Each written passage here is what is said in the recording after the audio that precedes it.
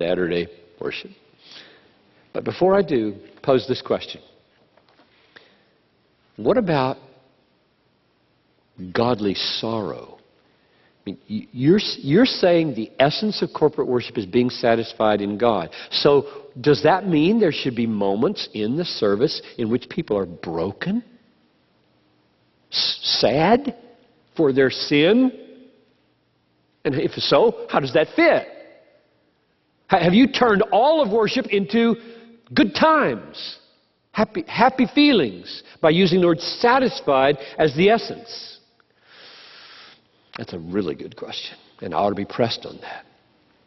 Because I really believe worship services should carry us from, this is Isaiah 6, holy, holy, holy, to God, I'm unworthy.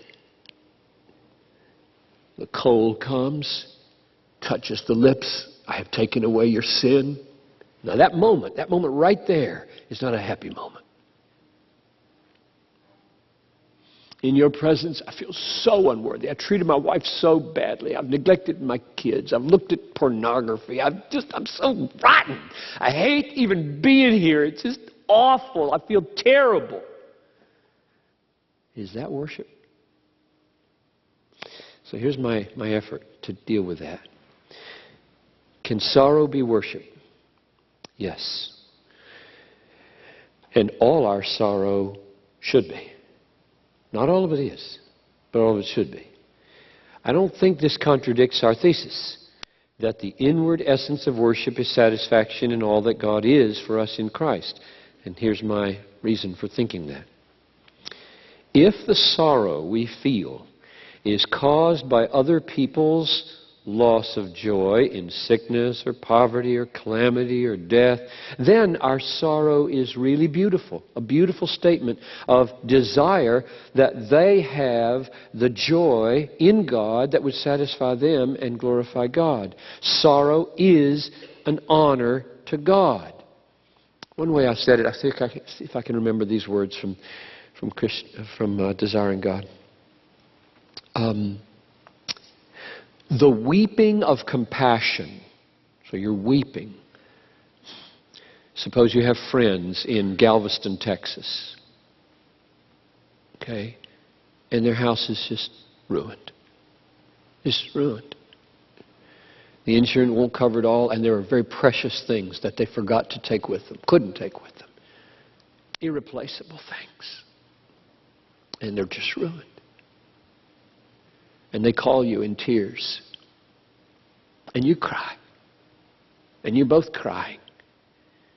Can that be worshipful? And can that be an expression of satisfaction in God? And the sentence goes like this.